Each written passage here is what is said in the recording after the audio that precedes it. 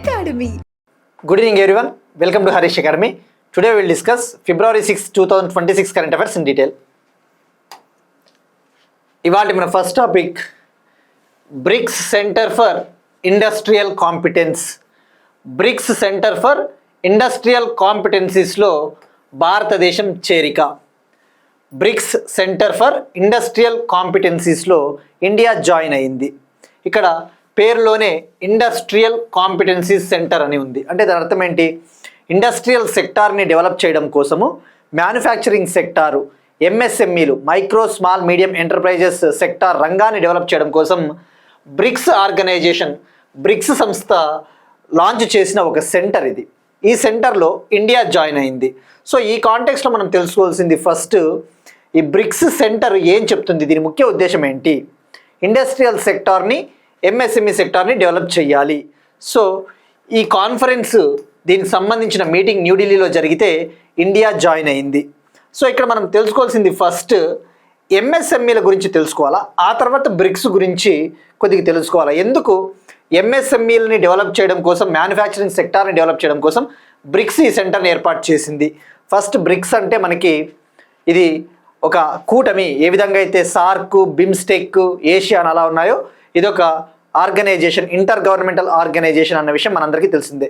So first ఇప్పుడు ఈ MSME sector విషయానికి వద్దాము. ఎందుకు ఈ సెంటర్ అవసరము? ఇండియాలో ఎంఎస్ఎంఈలు అనేవి చాలా మెయిన్ రోల్, కీలక పాత్ర. ఇటీవల ఎకనామిక్ సర్వే 2025-26 ఎకనామిక్ సర్వేని ఇటీవల ఫినాన్స్ మినిస్టర్ నిర్మలా సీతారామన్ గారు పార్లమెంట్లో ప్రవేశపెట్టారు కదా. ఆ ఎకనామిక్ సర్వే ఏమని చెప్పిందంటే, ఎంఎస్ఎంఈలు ఏవైతే ఉన్నాయో ఇండియాలో, భారతదేశపు ఇండస్ట్రియల్ ఎకానమీకి, ఇండియాస్ ఇండస్ట్రియల్ సెక్టార్కి, భారతదేశపు పారిశ్రామిక రంగానికి ఎంఎస్ఎంఈలు అనేవి బ్యాక్ బోన్ లాంటివి, ఎంఎస్ఎంఈలు వెన్నెముక లాంటివి అని చెప్పేసి చెప్పింది. అంత ప్రాముఖ్యత ఉంది. దానికి ప్రధాన కారణము ఇండియాలో ఎంఎస్ఎంఈలు అనేవి చాలా ఉన్నాయి. సుమారుగా 7.47 crore రిజిస్టర్డ్ ఎంఎస్ఎంఈస్ ఉన్నాయి. భారతదేశంలో సుమారుగా 7.47 కోట్ల ఎంఎస్ఎంఈ రిజిస్టర్ అయిన ఎంఎస్ఎంఈలు ఉన్నాయి. సో ఈ 7.47 కోట్ల ఎంఎస్ఎంఈలలో సుమారుగా 32.82 crore పీపుల్ వర్క్ చేస్తూ ఉన్నారు. 32.82 కోట్ల మంది ప్రజలు ఇందులో ఉద్యోగాలు చేస్తూ ఉన్నారు వీటిలో. సో ఈ పాయింట్. సో ఇక మనం తెలుసుకోవాల్సింది, ఎప్పుడైనా కానీ ఎంఎస్ఎంఈ కాన్సెప్ట్ వచ్చినప్పుడు కొద్దిగా ఎంఎస్ఎంఈల గురించి ఇటీవల ఎకనామిక్ సర్వే ఏం చెప్పిందో ఒక 2 పాయింట్లు తెలుసుకోవాలా. ఫస్ట్, ఎంఎస్ఎంఈలు అనేవి భారతదేశ మ్యానుఫ్యాక్చరింగ్ సెక్టార్లో వీటి వాటా ఎంత ఉంది, భారతదేశపు తయారీ రంగంలో వీటి షేర్ వచ్చేసి సుమారుగా 35.4%.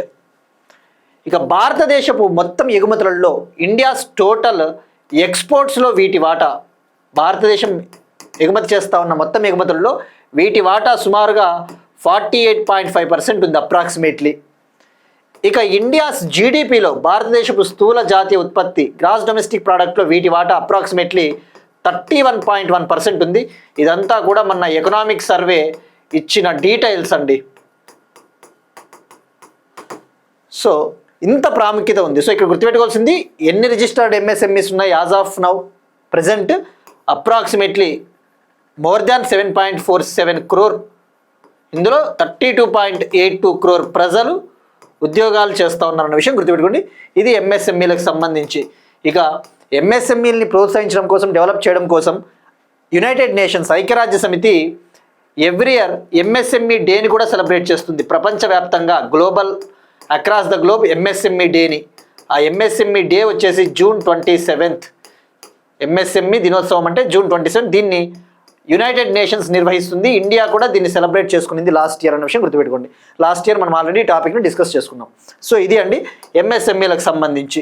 సో ఇక ఇప్పుడు బ్రిక్స్ విషయానికి వస్తే, సో ఎంఎస్ఎంఈలకు ఇంత ప్రాముఖ్యత ఉంది కాబట్టి ముఖ్యంగా ఇండస్ట్రీ 4.0, ఇప్పుడు ఇండస్ట్రీ 4.0 ఎక్కువగా ఎవాల్వ్ అవుతూ ఉంది. ఇండస్ట్రీ 4.0 అంటే ఏంటి? ఈ యొక్క పారిశ్రామిక రంగంలో artificial intelligence, block chain technology, 3D printing అటువంటి టెక్నాలజీని ఉపయోగించి ప్రొడక్టివిటీని, పారిశ్రామిక ఉత్పాదకతను, ఇండస్ట్రియల్ ప్రొడక్టివిటీని మనం ఇంక్రీజ్ చేస్తూ ఉన్నాము, పెంచుతూ ఉన్నాం. సో మరి ఇప్పుడు ఈ బ్రిక్స్ లాంచ్ చేసిన ఈ సెంటర్లో ఇండియా జాయిన్ అయింది. భారతదేశం తరపున నేషనల్ ప్రొడక్టివిటీ కౌన్సిల్, ఇండియా తరపున నేషనల్ ప్రొడక్టివిటీ కౌన్సిల్ అనేది ఇది నోడల్ ఏజెన్సీ, ఇది అమలు చేసే ఏజెన్సీగా ఉంటుంది. సో ఇక బ్రిక్స్ విషయానికి వస్తే ఒక 2 పాయింట్లు మళ్ళీ తెలుసుకుందామండి. ఇప్పుడు మళ్ళీ అగైన్ తెలుసుకోవాలి. లాస్ట్ ఇయర్ జూలైలో 17th బ్రిక్స్ సమ్మిట్ బ్రెజిల్లో జరిగింది. 18th బ్రిక్స్ సమ్మిట్ ఈ సంవత్సరం ఇండియాలో జరగబోతా ఉంది, రైట్. ఇక బ్రిక్స్ విషయానికి వస్తే బ్రిక్స్ ఇది ఏర్పాటైనప్పుడు ఫస్ట్ 4 కంట్రీలే 2009లో బ్రిక్గా ఏర్పాటైంది. బ్రిక్ అంటే అప్పుడు బ్రెజిల్, రష్యా, ఇండియా, చైనా. 2010లో సౌత్ ఆఫ్రికా జాయిన్ అయింది. సో ఇది ఏర్పాటైనప్పుడు 4 కంట్రీస్ అన్న విషయం గుర్తుపెట్టుకోండి. ఫస్ట్ సమ్మిట్ రష్యాలోని ఎకటీన్బర్గ్లో 2009లో జరిగింది. సో ఇక ప్రెజెంట్ బ్రిక్స్లో అయితే 11 కంట్రీస్ ఉన్నాయి. ఆ 11 కంట్రీస్ వచ్చేసి Brazil, Russia, India, China, south Africa, Egypt, Ethiopia, Iran, UAE, Saudi Arabia, Indonesia. మొన్న లాస్ట్ ఇయర్ బ్రెజిల్లోని రియో డి జనీరోలో జరిగిన 17th బ్రిక్స్ సమ్మిట్లో ఇండోనేషియా ఫుల్ మెంబర్గా అధికారికంగా అఫీషియల్గా జాయిన్ అయింది. సో ఇక బ్రిక్స్కి సంబంధించి ఇటీవల ఒక కొత్త లోగోను కూడా విడుదల చేశారని డిస్కస్ చేసుకున్నాం. ఆ లోగో మధ్యలో నమస్తే రూపంలో ఉంటుంది. ఆ లోగో వచ్చేసి బ్రిక్స్కి సంబంధించిన లోగో తామర పువ్వు ఆకారంలో ఉంటుంది, లోటస్ షేప్లో. మిడిల్లో మాత్రము మనము నమస్తే పెడుతున్నట్టుగా ఉంటుంది అని చెప్పేసి మనం డీటెయిల్గా అవన్నీ కూడా తెలుసుకున్నామండి. సో ఇది మరి ఇక్కడ మరొక్కసారి బ్రిక్ అనే పదాన్ని ఎవరు కాయిన్ చేశారు, ఆ బ్రిక్ అనే పదాన్ని ఎవరు తీసుకొని వచ్చారు అంటే ఒక బ్రిటిష్ ఎకనామిస్ట్, బ్రిటిష్ దేశానికి చెందిన ఒక ఆర్థికవేత్త జిమ్ ఓ నీల్ అనే ఇతను గోల్డ్ మ్యాన్ సాచెస్ అనే ఒక కంపెనీలో ఎకనామిస్ట్ అయిన ఆర్థికవేత్త. సో ఇది మనకి మోర్ దాన్ ఎనఫ్ అండి ఇన్ఫర్మేషన్. సో ఇక్కడ గుర్తుపెట్టుకోండి, BCIC అంటే BRICS Centre for Industrial Competencies అంటే ఏంటి? పోరాడాలి, పోటీతత్వము. నెక్స్ట్ వన్, పాలిటిక్స్ సంబంధించి most important topic, denotified tribes, అలానే nomadic tribes, semi nomadic tribes.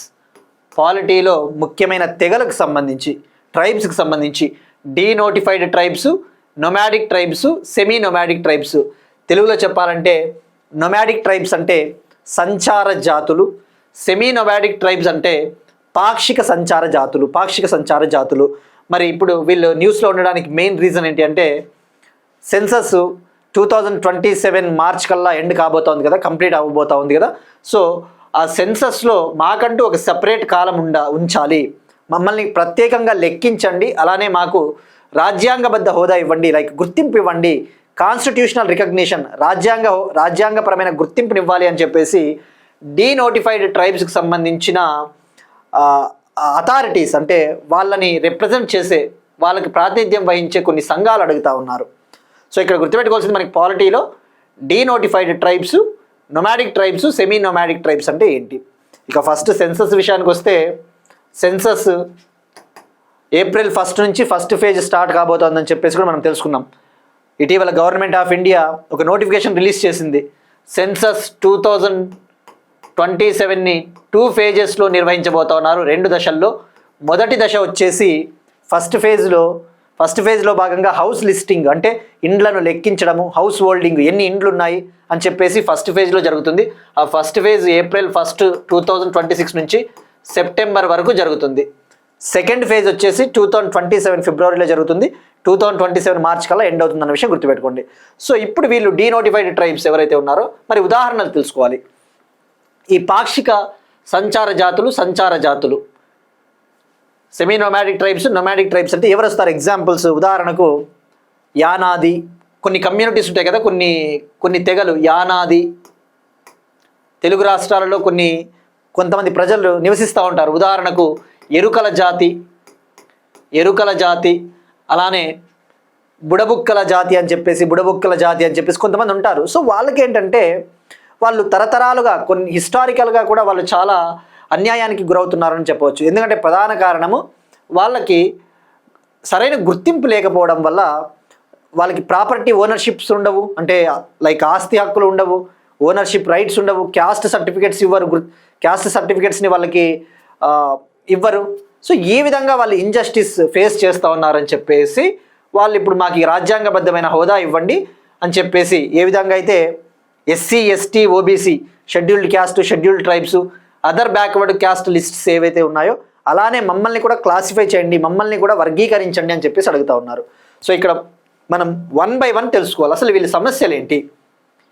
Denotified tribes అని ఎందుకు అంటారు? వీళ్ళు ఫస్ట్ బ్రిటిష్ కాలంలో తీసుకుంటే బ్రిటిష్ టైంలో ఒక చట్టం ఉన్నింది, క్రిమినల్ ట్రైబ్స్ యాక్ట్ 1871. బ్రిటిష్ టైంలో క్రిమినల్ ట్రైబ్స్ యాక్ట్ 1871. ఆ చట్టం ప్రకారము కొన్ని రకాల తెగల ప్రజల్ని లైక్ క్రిమినల్ ట్రైబ్స్గా గుర్తించింది. అంటే వీళ్ళు నేరస్తుల తెగలు, నేరాలు చేసే తెగలు. ఎందుకంటే ఆ రోజుల్లో వాళ్ళకున్న ఆర్థిక సామాజిక పరిస్థితుల వల్ల కొన్ని నేరాలకు పాల్పడేవాళ్ళు. సో క్రిమినల్ ట్రైబ్స్ యాక్ట్ 1871 ప్రకారం వాళ్ళని క్రిమినల్ ట్రైబ్స్గా గుర్తించారు. అయితే ఆ తర్వాత 1952లో ఆ చట్టాన్ని తొలగించారు. ఆ చట్టాన్ని రిమూవ్ చేసి వాళ్ళని డీనోటిఫైడ్ ట్రైబ్స్గా గుర్తించడం జరిగింది. డీనోటిఫైడ్. బట్ స్టిల్ వాళ్ళు ఇంకా కొన్ని కమ్యూనిటీలు, ముఖ్యంగా సుమారుగా 267 కమ్యూనిటీస్, దాదాపు 267 తెగల జాతులు ఎస్సీ ఎస్టీ ఓబీసీ లిస్టులో బయట ఉన్నారు. అందులో వాళ్ళు లేరు. సో ఇప్పుడు మనం తెలుసుకోవాల్సింది ఫస్ట్ ఏమైనా కమిషన్లు ఉన్నాయా వీళ్ళకి సంబంధించి అంటే ఐడేట్ కమిషన్ అని చెప్పేసి ఒకటి ఉంది. ఈ కమిషన్ 2017లో రిపోర్ట్ ఇచ్చింది. 2013, 2014 ఆ టైంలో ఈ కమిషన్ని వేయడం జరిగింది. సో ఐడేట్ కమిషన్ గుర్తుపెట్టుకోండి. ఐడేట్ కమిషన్ అనేదాన్ని బికు రామ్జీ ఐడేట్ గారి అధ్యక్షతన వేయడం జరిగింది. బికు రామ్జీ ఐడేట్. ఈ ఐడేట్ కమిషన్ ఏమని చెప్పిందంటే ఇండియాలో సుమారుగా 1526 denotified tribes, nomadic tribes, semi nomadic tribes ఉన్నారు అని చెప్పేసి చెప్పడం జరిగింది. ఇక అలానే ఇంకొక కమిషన్ కూడా ఉంది, రెంకే కమిషన్ అని చెప్పేసి.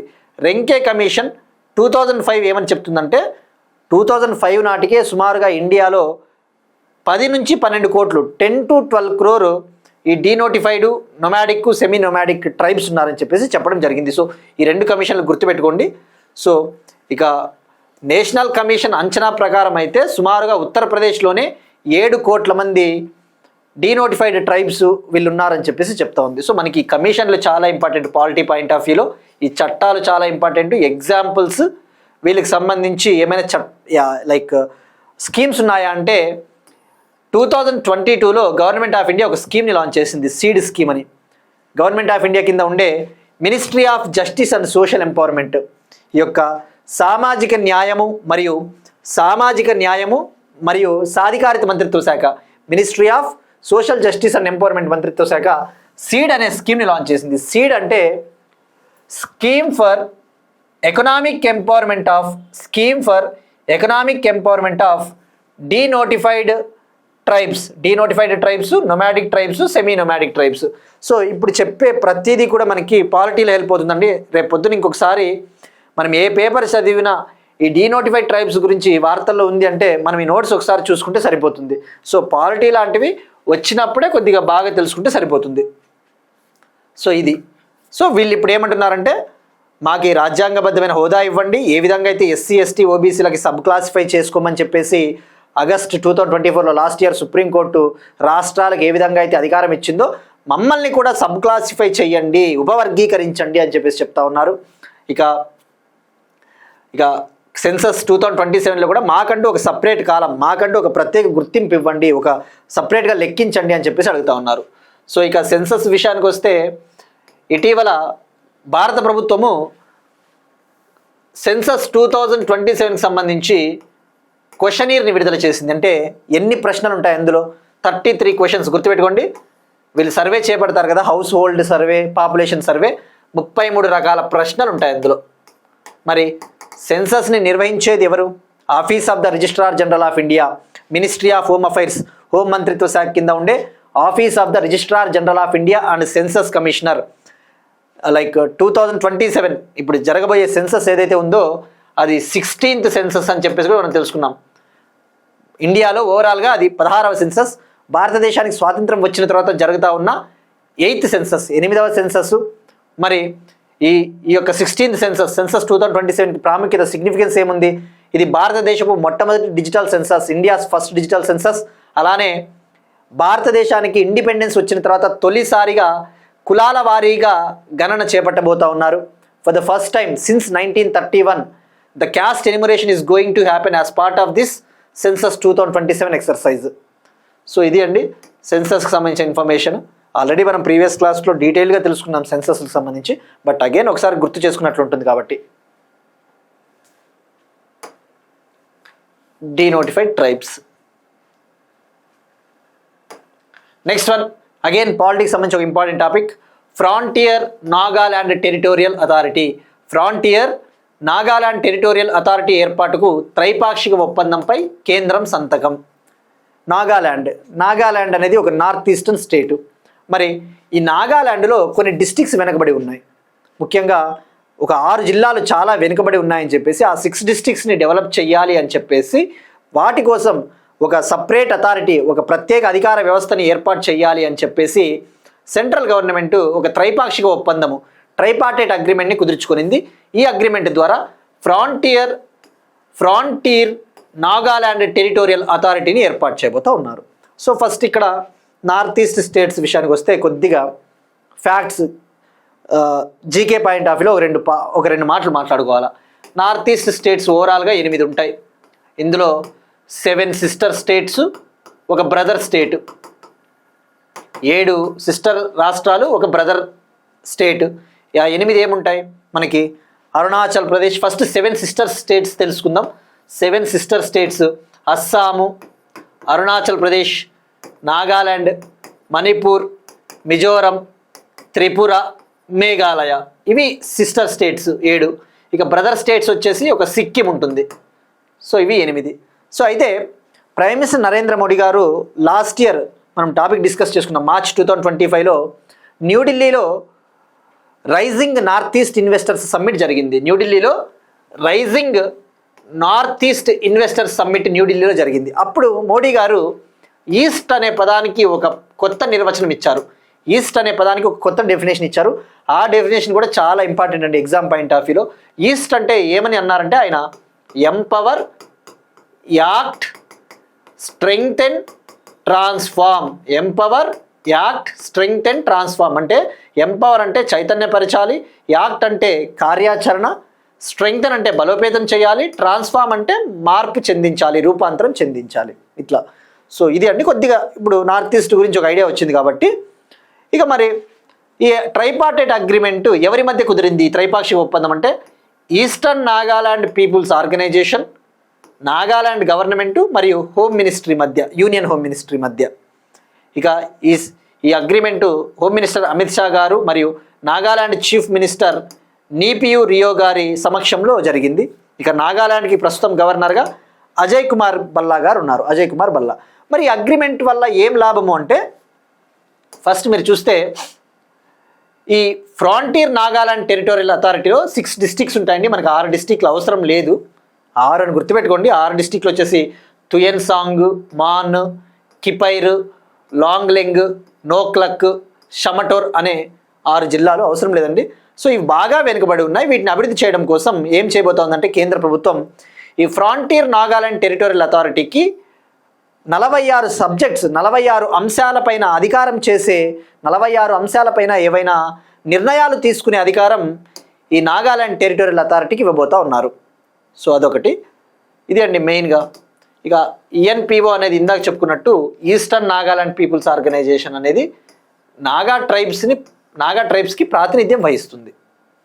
ఇక నాగాలాండ్కి ఆల్రెడీ ఆర్టికల్ 371A కింద ప్రత్యేక అధికారాలు కూడా ఉన్నాయి. అంటే ప్రత్యేకంగా నాగాలాండ్ రాష్ట్రానికి సంక్షేమం కోసం కాన్స్టిట్యూషనల్ సేఫ్ గార్డ్స్, రాజ్యాంగబద్ధమైన కొన్ని వెసులుబాట్లు కూడా ఉన్నాయి. బట్ ఇప్పుడు ఈ ఫ్రాంటియర్ నాగాలాండ్ టెరిటోరియల్ అథారిటీని ఏర్పాటు చేయడం ద్వారా ఈ ఆర్టికల్ 371 సబ్ క్లాస్ ఏ అనే దానికి ఎటువంటి నష్టం కూడా ఉండదు. సో ఇది FNTA. మరి ఏముంటాయి ప్రొవిజన్స్? ఇందులో భాగంగా ఈ ఫ్రాంటియర్ నాగాలాండ్ టెరిటోరియల్ అథారిటీకి ఒక మినీ సెక్రటరియేట్, ఒక మినీ సచివాలయాన్ని ఏర్పాటు చేస్తారు. ఆ మినీ సచివాలయంకి హెడ్గా అడిషనల్ చీఫ్ సెక్రటరీ లేదా ప్రిన్సిపల్ సెక్రటరీ ఉంటారు. అదనపు ప్రభుత్వ కార్యదర్శి లేదా ప్రధాన కార్యదర్శి దానికి హెడ్గా ఉంటారు. ఇక హోంమంత్రిత్వ శాఖనే ఈ యొక్క మినీ సెక్రటరియట్ని నిర్మించే బాధ్యతలు తీసుకుంటుంది. నెక్స్ట్ వన్, ఐక్యరాజ్య సమితి సాధారణ బడ్జెట్కు 317 crore చెల్లించిన భారత్. యునైటెడ్ నేషన్స్ రెగ్యులర్ బడ్జెట్కి ఇండియా 317 కోట్లు చెల్లించింది. ఇక్కడ యునైటెడ్ నేషన్స్ వర్క్ అవ్వాలి అంటే, ఐక్యరాజ్య సమితి బాగా వర్క్ అవ్వాలి అంటే దానికి బడ్జెట్ అవసరము. జనరల్గా ఐక్యరాజ్య సమితికి హయ్యెస్ట్ బడ్జెట్ ఎవరు ఇస్తారు అంటే USA is the largest contributor to United nations. ఈ ఐక్యరాజ్య సమితికి అత్యధికంగా నిధులు ఇచ్చేది అమెరికా. బట్ అయితే అమెరికా లాస్ట్ ఇయర్ నుంచి కూడా సరిగా ఆ డబ్బులు ఇవ్వట్లేదు. సో ఇండియా మాత్రం ఇప్పుడు సకాలంలో చెల్లించింది అని చెప్పేసి ఇది వార్తల్లో ఉంది. సో ఇక్కడ మనం తెలుసుకోవాల్సింది ఫస్ట్ ఇండియా ఎంత చెల్లించింది. India United Nations regular budget 2026 కోసం $35.18 million American dollars 35.18 American dollars చెల్లించింది. తద్వారా ఇండియా అనేది ఐక్యరాజ్య సమితి సభ్య దేశాల గౌరవ జాబితాలో చోటు సంపాదించుకునింది. ఇప్పటి వరకు 47 సభ్య దేశాలు సకాలంలో నిధులు అందించాయి. 47 కంట్రీస్ ఇన్ టైంలో ఫండ్స్ యుఎన్కి ఇవ్వడం వల్ల ఆ హానర్ లిస్ట్లో జాయిన్ అయింది. సో మరి యునైటెడ్ నేషన్స్ రెగ్యులర్ బడ్జెట్లో ఇండియా యొక్క టోటల్ షేర్ వచ్చేసి అప్రాక్సిమేట్లీ 1.01%. యునైటెడ్ నేషన్స్ సాధారణ బడ్జెట్లో భారతదేశం వాటా వచ్చేసి సుమారుగా 1.01%. ఇక ఈ సంవత్సరం యునైటెడ్ నేషన్స్ 2026 రెగ్యులర్ బడ్జెట్ వచ్చేసి $3.45 బిలియన్. ఓవరాల్గా అయితే ఇండియా $38.22 మిలియన్ ఇచ్చింది. ఇందులో కొన్ని వేరే ఖర్చులు కూడా ఉన్నాయి. బట్ $35.18 మిలియన్ అని గుర్తుంచుకోండి. ఇక యునైటెడ్ నేషన్స్ 24 అక్టోబర్ 1945లో ఏర్పాటైంది. దీని హెడ్ క్వార్టర్స్ న్యూయార్క్. దీనికి ప్రస్తుతం చీఫ్గా ఆంటోనియో గుటెరెస్ ఉన్నారు.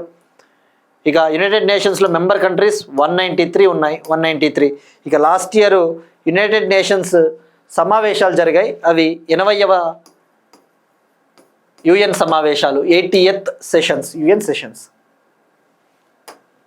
నెక్స్ట్ వన్, భారతదేశంలో 100% బీమా కవరేజీని సాధించిన తొలి జిల్లాగా అల్వార్. ఇండియాలో 100% బీమా కవరేజ్ని అచీవ్ చేసిన ఫస్ట్ డిస్టిక్గా అల్వార్ డిస్టిక్ నిలిచింది.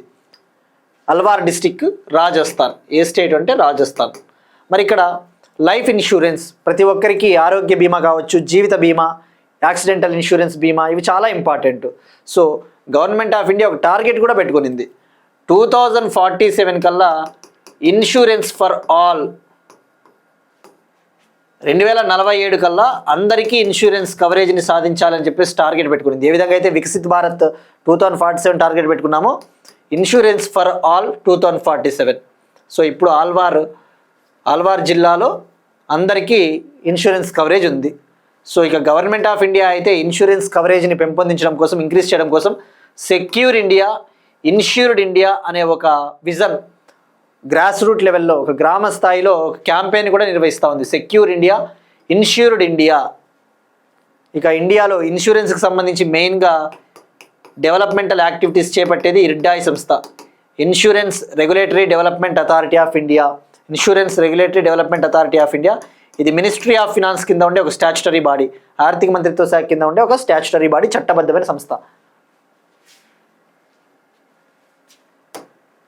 నెక్స్ట్ వన్, భారతదేశపు మొట్టమొదటి ఏఐ ఆధారిత మల్టీలింగ్వల్ వాయిస్ ఏజెంట్ సైబర్ క్రైమ్స్ని హ్యాండిల్ చేయడం కోసం భారతదేశంలోనే తొలిసారిగా ఏఐ ఆధారిత వాయిస్ ఏజెంట్ని తెలంగాణ ప్రభుత్వం లాంచ్ చేసింది. మనం నిన్న డిస్కస్ చేసుకున్నాం కదా, షీల్డ్ 2.0 కాన్క్లేవ్ సదస్సు హైదరాబాద్లో నిన్న తెలంగాణ చీఫ్ మినిస్టర్ లాంచ్ చేశారని చెప్పేసి. ఇప్పుడు ఇండియాలోనే ఫస్ట్ టైము ఏఐ ఆధారిత వాయిస్ ఏజెంట్ని లాంచ్ చేయడం జరిగింది సైబర్ క్రైమ్స్ని కంట్రోల్ చేయడం కోసం. దాని పేరే సారథి, సైబర్ సారథి. 1930 అనేది ఏవైనా సైబర్ క్రైమ్స్లో ఎవరైనా చిక్కుకుంటే, విక్టిమ్స్ ఉంటే, బాధితులు, వాళ్ళు కంప్లైంట్ చేయాలనుకుంటే 1930కి కాల్ చేయొచ్చు, హెల్ప్ లైన్. బట్ ఈ హెల్ప్ లైన్ అనేది 24/7 అన్నిసార్లు వర్క్ చేయకపోవచ్చు, బిజీ ఉండొచ్చు. సో బిజీ ఉన్నప్పుడు ఏ విధంగా కంప్లైంట్స్ ఇవ్వాలి అని చెప్పేసి ఈ ఏజెంట్ని, ఈ వాయిస్ ఏజెంట్ని లాంచ్ చేయడం జరిగింది. దీన్ని లాంచ్ చేసింది Telangana cyber security bureau. Telangana cyber security bureau launch చేసింది. సో గుర్తుపెట్టుకోండి, సైబర్ సారథి దీని పేరు. సో ఈ ఏజెంట్, ఈ వాయిస్ ఏజెంట్కి మనము ఫిర్యాదు చేస్తే మన కంప్లైంట్ని అది రిజిస్టర్ చేసి మొత్తం అది ఎలా సార్ట్అవుట్ చేయాలి, ఏ విధంగా పరిష్కరించాలి అని చెప్పేసి ఇది మనకి హెల్ప్ చేస్తుంది. నెక్స్ట్ వన్, ఆంధ్రప్రదేశ్కి సంబంధించి ఒక ఇంపార్టెంట్ టాపిక్. నీతి ఆయోగ్ ఆంధ్రప్రదేశ్కి సంబంధించి ఎనర్జీ బ్లూ ప్రింట్ని విడుదల చేసింది. నీతి Aayog, national institution for transforming India, నీతి ఆయోగ్ ఆంధ్రప్రదేశ్ని రెన్యూబుల్ ఎనర్జీ హబ్, పునరుత్పాదక శక్తి వనరుల రంగంలో అగ్రగామిగా లీడర్గా తీర్చిదిద్దాలి అని చెప్పేసి ఒక draft energy transition blueprint, శక్తి పరివర్తన ముసాయిదా బ్లూ ప్రింట్ని నిన్న అమరావతిలో లాంచ్ చేయడం జరిగింది.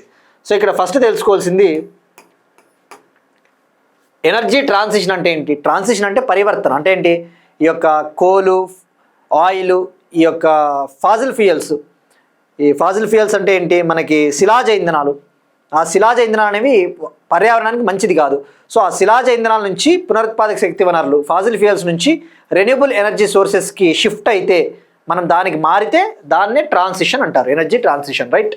సో మరి ఇప్పుడు ఈ యొక్క రిపోర్ట్ ఏం చెప్తుందో మనం కొన్ని పాయింట్లు తెలుసుకోవాలి. ఇటీవలే మనం డిస్కస్ చేసుకున్నాం. ఇండియాలో డిసెంబర్ 2025 నాటికి రెన్యూబుల్ ఎనర్జీ సెక్టార్ ఇన్స్టాల్డ్ కెపాసిటీలో, ఈ పునరుత్పాదక శక్తి వనరులు, సోలార్, విండ్, అటువంటి ఎలక్ట్రిసిటీ ఉత్పత్తిలో గుజరాత్ టాప్ ఉందని చెప్పేసి కూడా తెలుసుకున్నాం. Gujarat top, right.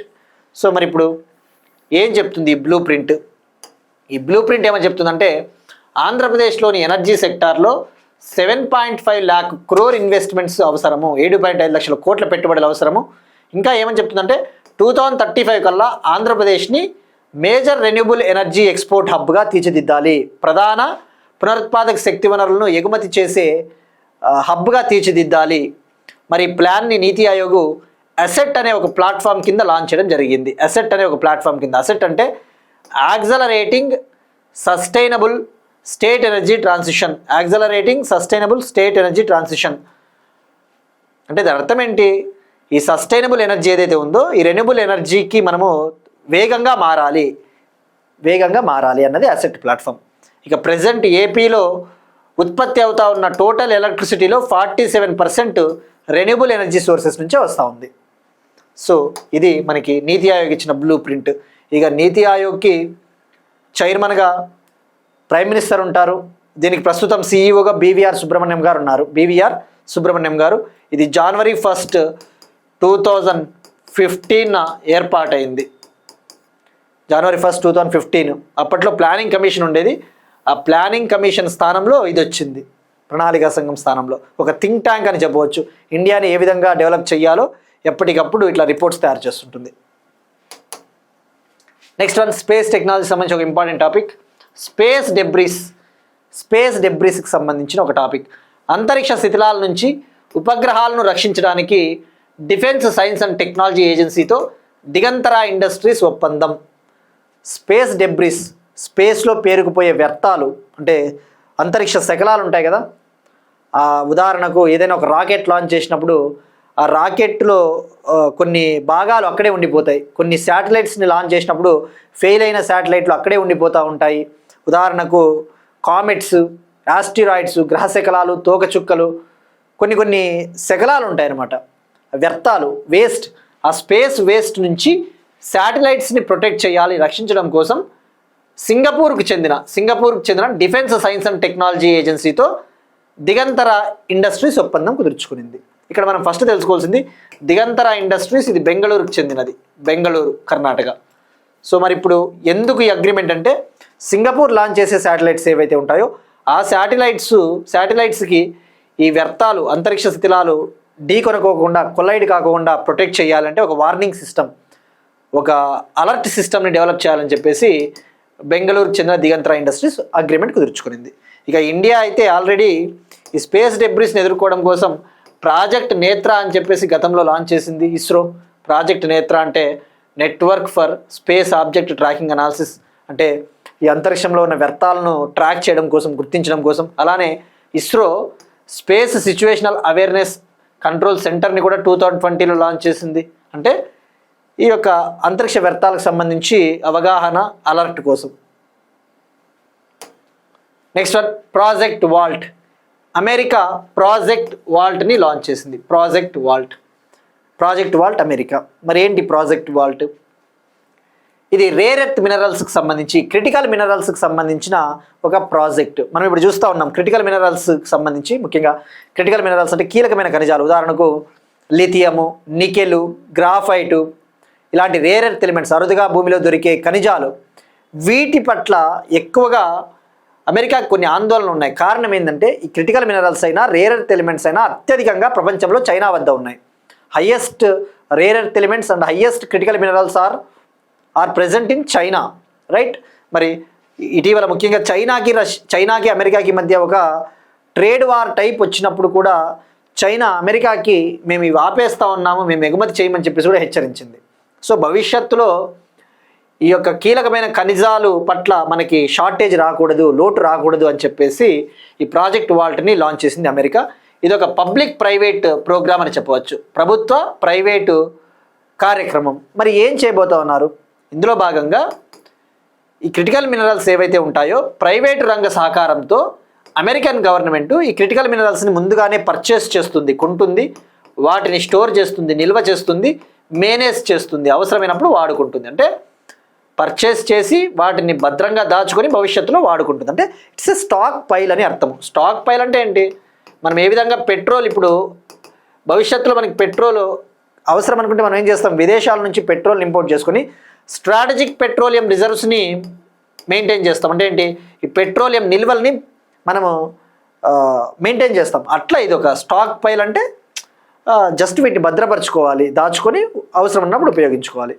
మరి ఇప్పుడు అమెరికా దీన్ని పబ్లిక్ ప్రైవేట్ పార్ట్నర్షిప్లో భాగంగా లాంచ్ చేసింది. అంటే గుర్తుపెట్టుకోండి, ప్రైవేట్ సెక్టార్ ఫండింగ్ పెడుతుంది, పబ్లిక్ సెక్టారు యాక్షన్ తీసుకుంటుంది. సో దీని వాల్యూ వచ్చేసి $12 బిలియన్. ఈ ప్రాజెక్ట్ వాల్యూ $12 బిలియన్. మరి మనం ఇక్కడ తెలుసుకోవాల్సింది కొద్దిగా అగైన్ రేర్ ఎర్త్ ఎలిమెంట్స్ అంటే ఏంటివి? Rare earth elements, critical minerals అని చెప్పేసి రెండు ఉంటాయి. క్రిటికల్ మినరల్స్ అంటే కీలక ఖనిజాలు, రేర్ ఎర్త్ ఎలిమెంట్స్ అంటే అరుదుగా భూమిలో దొరికే ఖనిజాలు. గుర్తుపెట్టుకోండి, ఈ క్రిటికల్ మినరల్స్ అనేవి చాలా ఎక్కువ ఉంటాయి. ఇందులో రేర్ ఎర్త్ ఎలిమెంట్స్ ఉంటాయి, అలానే లిథియము, కోబాల్టు, గ్రాఫైటు, నికెలు ఇటువంటివన్నీ ఉంటాయి. ఈ రేర్ ఎర్త్ ఎలిమెంట్స్ ఎన్ని ఉంటాయి? 17 ఉంటాయి అంతే. కానీ కీలకమైన ఖనిజాలు 17కు దాటి ఇంకా ఎక్కువ ఉంటాయి. అంటే దాని అర్థమైంది, every rare earth element is a critical mineral but not every rare earth element is a critical mineral but not every critical mineral is a rare earth element. అంటే ఏంటి? ప్రతి రేర్ ఎర్త్ ఎలిమెంట్ కూడా కీలకమైన ఖనిజమే, కానీ ప్రతి కీలకమైన ఖనిజం కూడా rare earth element కాదు. ఇవన్నీ మనకి లైక్ సీసాట్ చేసేటప్పుడు కూడా చాలా వస్తాయి కదండి, sets, subsets, Venn diagrams, right? So అట్లా కూడా స్టేట్మెంట్లలో అడగొచ్చు, ఎలా అయినా అడగొచ్చు. 17 ఉంటాయి అన్న విషయం గుర్తుపెట్టుకోండి. ఈ రేర్ ఎర్త్ ఎలిమెంట్స్లో 17 ఉంటాయి. అందులో 15 లాంథనైడ్లు ఉంటాయి, 15 లాంథనైడ్లు, మరో 2 స్కాండియము, ఇట్రియం అని ఉంటాయి. 15 లాంథనైడ్స్, స్కాండియం, ఇట్రియం కలిపితే 17 ఉంటాయి. ఇక ఇటీవల America last year packs silica అనే ఒక ఇనిషియేటివ్ని కూడా లాంచ్ చేసింది కదా, మనం తెలుసుకున్నాం last year. Packs silica initiative ఏంటి? అమెరికా ఈ క్రిటికల్ మినరల్స్ విషయంలో భవిష్యత్తులో ఎటువంటి ఇబ్బందులు తలెత్తకూడదు, ఈ supply chain, critical mineral supply chain disturb కాకూడదు అని చెప్పేసి కొన్ని దేశాల సహకారంతో దీన్ని లాంచ్ చేసింది. బట్ ఇది మెయిన్గా అమెరికా ప్రోగ్రామ్ అని చెప్పవచ్చు. ఇందులో జాయిన్ అవ్వమని ఇటీవల ఇండియాకు కూడా ఇన్విటేషన్, ఆహ్వానం పంపింది అమెరికా. బట్ ఇంకా ఇండియా జాయిన్ అవ్వలేదు. సో మరి ఇక్కడ చూస్తే ఆ ప్యాక్స్ సిలికాలో ప్రెజెంట్ అయితే 9 కంట్రీస్ ఉంటాయి. ఆ విషయం గుర్తుపెట్టుకోండి, తప్పకుండా చాలా ఇంపార్టెంట్. అమెరికా, జపాన్, సౌత్ కొరియానే రిపబ్లిక్ ఆఫ్ కొరియా కూడా పిలుస్తారు, Singapore, Netherlands, UK, Israel, UAE, Australia. అంటే ఏంటి? క్వాడ్ కంట్రీస్లో 3 ఉన్నాయి, ఒక్క ఇండియా మినహాయించి. క్వాడ్ దేశాల్లో ఒక్క భారతదేశం ఒక్కటే ఇంకా జాయిన్ కాలే. ఇక జస్ట్ క్రిటికల్ మినరల్స్ అనేది అగైన్ చెప్తున్నా కదండి, ఇవి వార్తల్లో చాలా ప్రతిసారి వార్తల్లో ఉంటాయి కాబట్టి ఒకసారి అప్లికేషన్స్ కూడా తెలిసి పెట్టేసుకుంటే చాలా మంచిది. వీటిని ఏ రంగాల్లో ఉపయోగిస్తారు? టెలికమ్యూనికేషన్, ఎలక్ట్రానిక్స్ రంగము, ఎనర్జీ రంగం అంటే సోలార్ ప్యానెల్స్ అటువంటి దాంట్లో, డిఫెన్స్ రంగము, ఏరోస్పేస్ రంగము, ట్రాన్స్పోర్టేషన్ రంగము, లిథియంని అయితే బ్యాటరీస్లో ఉపయోగిస్తారు, హీలియంని ఎంఆర్ఐ స్కానింగ్లో ఉపయోగిస్తారు అంటే హెల్త్ సెక్టారు, ప్రతిదీ కూడా పొటాష్ ఫర్టిలైజర్లో ఉపయోగిస్తారు, ఫైర్ వర్క్స్, స్ట్రోంటియం అనే ఒక మూలకాన్ని ఈ యొక్క టపాసుల్లో ఉపయోగిస్తారు, ఫైర్ వర్క్స్ ఇవి అండి. సో మనం కూడా నేషనల్ క్రిటికల్ మినరల్ మిషన్ అనే దాన్ని కూడా లాంచ్ చేసాం కదా 2025లో. ఈ క్రిటికల్ మినరల్స్కి సంబంధించి నేషనల్ క్రిటికల్ మినరల్స్ మిషన్ 2025లో లాంచ్ చేసాం. దీని కింద భారతదేశం 30 రకాల ఖనిజాలను కీలకమైన ఖనిజాలుగా గుర్తించింది. 30 టైప్స్ ఆఫ్ మినరల్స్ని క్రిటికల్ మినరల్స్గా ఐడెంటిఫై చేసింది, రైట్. సో ఇవన్నీ మెనీ టైమ్స్ వి డిస్కస్డ్ అండి. యాక్చువల్లీ ఇవన్నీ కూడా మీరు ప్రీవియస్ కరెంట్ అఫైర్స్ ఎవరైతే చూడని వాళ్ళు ఉంటారో ఒకసారి చూస్తే, లాస్ట్ 1 year నుంచి మన కరెంట్ అఫైర్స్ చూస్తే డెఫినెట్లీ ప్రతిదీ కూడా చాలా డీప్గా అయితే ఎక్స్ప్లెయిన్ చేయడం జరిగింది. బట్ ఏంటంటే కొత్తగా చూసే వాళ్ళు ఉంటారు, కొత్త సబ్స్క్రైబర్స్ ఉంటారు, కాబట్టి మళ్ళీ మనం చెప్తా ఉండాలా, మనకి కూడా బాగా గుర్తుండిపోతాయి. కానీ మీరు ఒక్కసారి మన previous year current affairs last 1 year అయింది ఆల్మోస్ట్ నేను చెప్పబట్టి, అవన్నీ ఒకసారి చూస్తే ప్రతిదీ కూడా national critical mineral machine, packs silica, national critical mineral machine కింద ఎన్ని సెంటర్స్ ఆఫ్ ఎక్సలెన్స్లు పెట్టారు, ఎవ్రీథింగ్ ఐ కవర్డ్. సో ఇది అండి.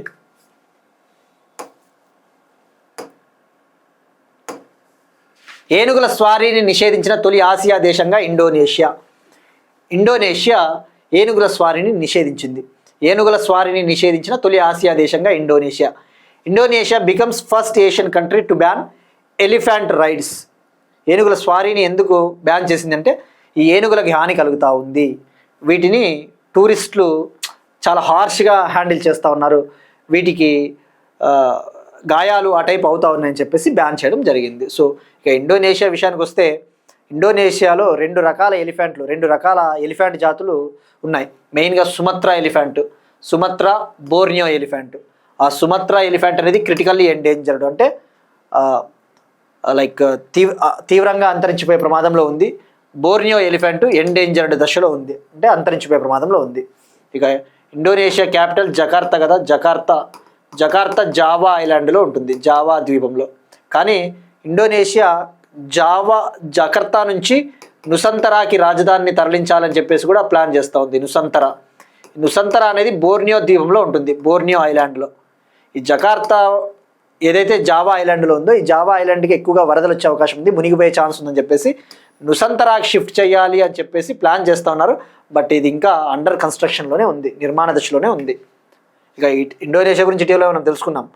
ప్రపంచంలోనే అత్యంత పురాతనమైన చిత్ర గుహ కళ, world's oldest cave painting art ఇండోనేషియాలో కనుగొన్నారు అని చెప్పేసి కూడా మనం తెలుసుకున్నాం.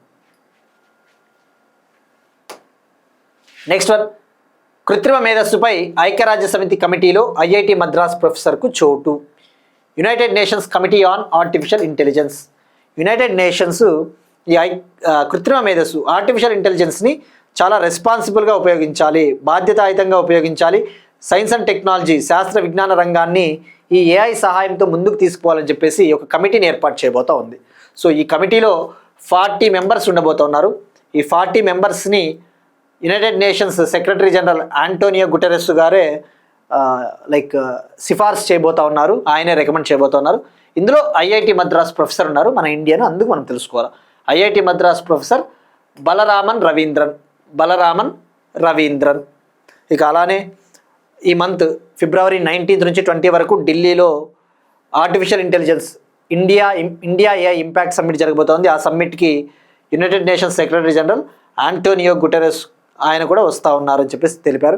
ఇక ఆ సమ్మిట్ ముగిసిన తర్వాత ఏఐకి సంబంధించి కూడా చాలా డీటెయిల్స్ వస్తాయి, అవి తెలుసుకుందామండి. Next one, global teacher prize 2026 awards. Again awards న్యూస్లో ఉన్నప్పుడు మనం ప్రతిదీ తెలుసుకోవాలా. ఈ ఇయర్ అవార్డు విన్నర్ ఎవరు, ఎందుకు వచ్చింది, ఎవరికి వచ్చింది, ప్రైజ్ మనీ ఎంత, ఆ అవార్డుని ఎవరిస్తారు, అటువంటి బేసిక్ డీటెయిల్స్.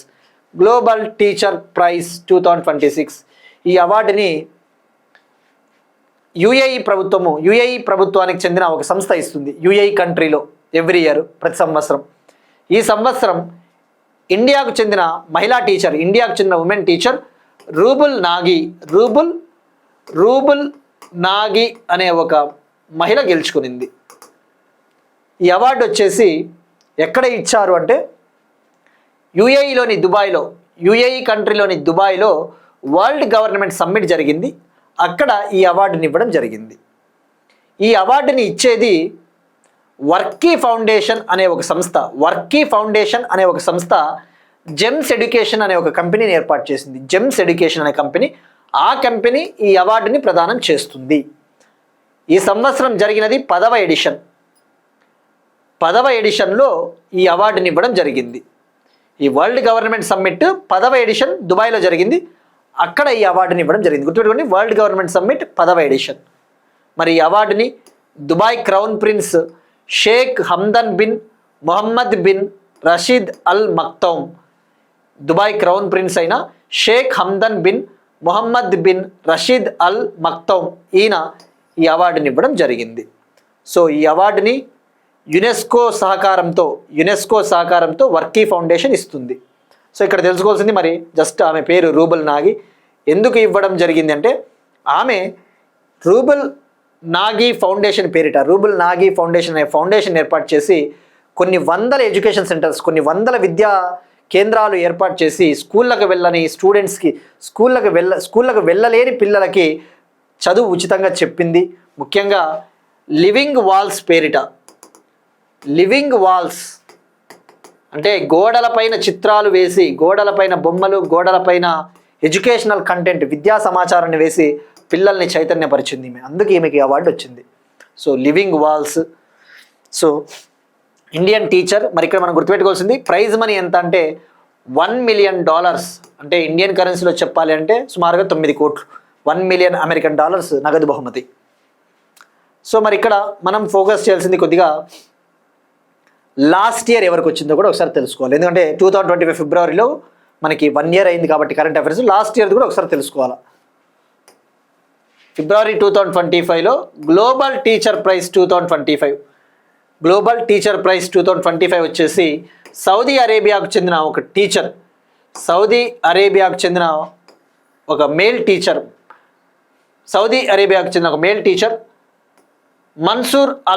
మన్సూర్ అనే వ్యక్తికి వచ్చింది. మన్సూర్ అనే ఒక వ్యక్తికి వచ్చింది ఫిబ్రవరిలో. ఇక మనకి ఇక్కడ మహిళా టీచర్ వార్తల్లో ఉంది కాబట్టి అండి మనం కొద్దిగా ఒకసారి తెలుసుకోవాల్సింది, ఇప్పుడు ఈమె న్యూస్లో ఉంది. మహిళా టీచర్ అంటేనే మనకు గుర్తు రావాల్సినది సావిత్రిబాయి పూలే. మరి ఈమెకి ఏమైనా ప్రాముఖ్యత ఉందా? Savitribai Phule history point of వ్యూలో చాలా ఇంపార్టెంట్. జ్యోతిరావు పూలే గారి సతీమణి, జ్యోతిరావు పూలే గారి వైఫ్, సోషల్ రిఫార్మర్ కదా ఆయన, సామాజిక సంఘ సంస్కర్త. ఈమె కూడా సామాజిక సంఘ సంస్కర్త. ఈమె బర్త్డే వచ్చేసి ఎవ్రీ ఇయర్ మనం జనవరి 3rd సెలబ్రేట్ చేసుకుంటాం, ఈమె పుట్టినరోజుని. మరి ఏమైనా ప్రాముఖ్యత ఉందా అంటే మనం ఇట్లా మనకి ఒకసారి లింకప్ చేసుకోవాలా. ఉమెన్ టీచర్ వార్తల్లో ఉన్నప్పుడు ఇండియాలో మొట్టమొదటి ఉమెన్ టీచర్ ఎవరు అంటే భారతదేశంలో మొట్టమొదటి మహిళా టీచరు సావిత్రిబాయి పూలే. ఈమె బర్త్డేనే మనం ఎవ్రీ ఇయర్ జనవరి 3న నేషనల్ ఉమెన్ టీచర్స్ డే, జాతీయ మహిళా ఉపాధ్యాయ దినోత్సవంగా సెలబ్రేట్ చేసుకుంటాం. తెలంగాణ కూడా ఆ రోజునే సెలబ్రేట్ చేసుకుంటుంది జాతీయ వ్యాప్తంగా. సో అది గుర్తుపెట్టుకోండి, నేషనల్ ఉమెన్ టీచర్స్ డే జనవరి 3rd. ఎందుకంటే సావిత్రిబాయి పూలే గారి బర్త్డే. నెక్స్ట్ వన్ స్పోర్ట్స్కి సంబంధించి ఉమెన్స్ ప్రీమియర్ లీగ్ 2026, మహిళా ప్రీమియర్ లీగ్ 2026 T20 క్రికెట్. ఏ విధంగా అయితే మనకి మేల్ క్రికెటర్స్కి, పురుషుల క్రికెటర్స్కి T20 league IPL Indian Premier League జరుగుతుందో మహిళలకు కూడా ఉమెన్స్ ప్రీమియర్ లీగ్ అని చెప్పేసి జరుగుతుంది ఎవ్రీ ఇయర్. సో ఈ ఉమెన్స్ ప్రీమియర్ లీగ్ 2026 ఎడిషన్ని Royal Challengers Bengaluru Karnataka team గెలుచుకునింది. ఫైనల్లో ఢిల్లీ క్యాపిటల్స్ టీంని 6 వికెట్స్ తేడాతో ఓడించింది. మరి ఇది సంవత్సరం జరిగినది 4th ఎడిషన్, 4వ edition.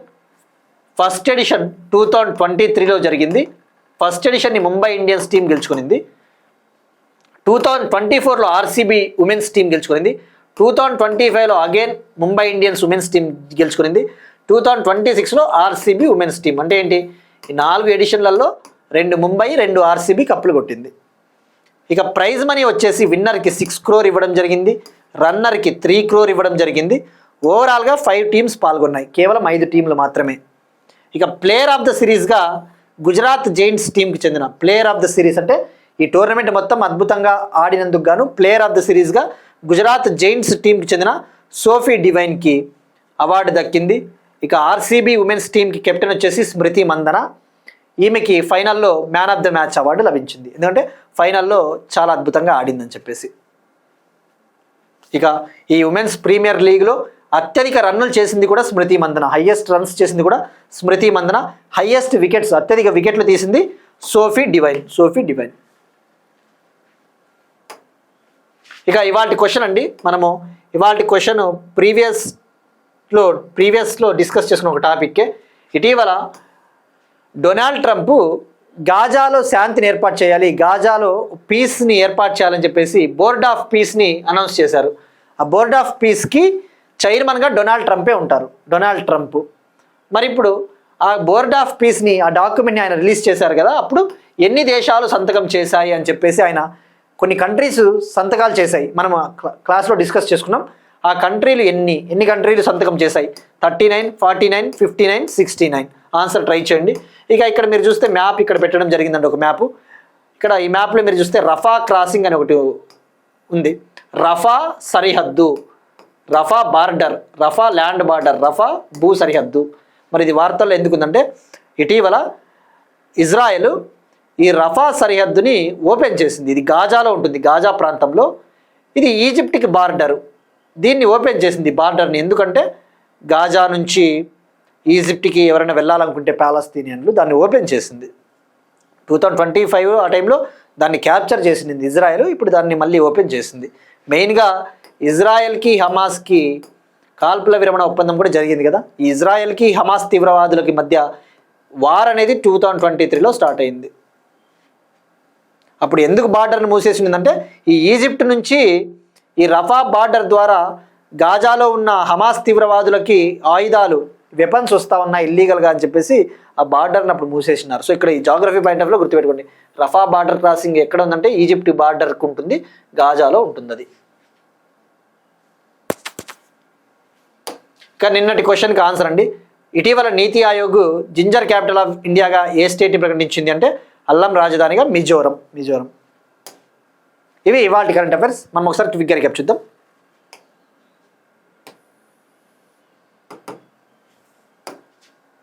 Bricks Centre for Industrial కాంపిటెన్సీస్లో ఇండియా చేరిక.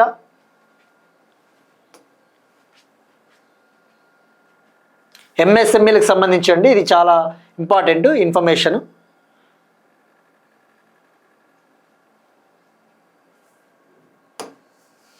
డీనోటిఫైడ్ ట్రైబ్స్, ఈ యొక్క కమిషన్లు గుర్తుంచుకోండి, చట్టాలు గుర్తుంచుకోండి.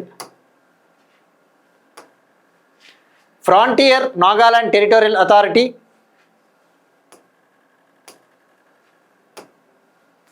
ఐరాస సాధారణ బడ్జెట్కు 317 కోట్లు చెల్లించిన భారత్. ఇండియాలో 100% బీమా కవరేజీని సాధించిన తొలి జిల్లాగా అల్వార్, రాజస్థాన్. భారతదేశం మొట్టమొదటి ఏఐ ఆధారిత సైబర్ క్రైమ్ నిరోధక వాయిస్ ఏజెంట్ తెలంగాణ. నీతి ఆయోగ్ శక్తి పరివర్తన ముసాయిదా బ్లూ ప్రింట్ ఆంధ్రప్రదేశ్. అంతరిక్ష శిథిలాల నుంచి ఉపగ్రహాలను రక్షించడానికి సింగపూర్కు చెందిన డిఫెన్స్ సైన్స్ అండ్ టెక్నాలజీ ఏజెన్సీతో బెంగళూరుకు చెందిన దిగంతర ఇండస్ట్రీస్ ఒప్పందం. Project vault America.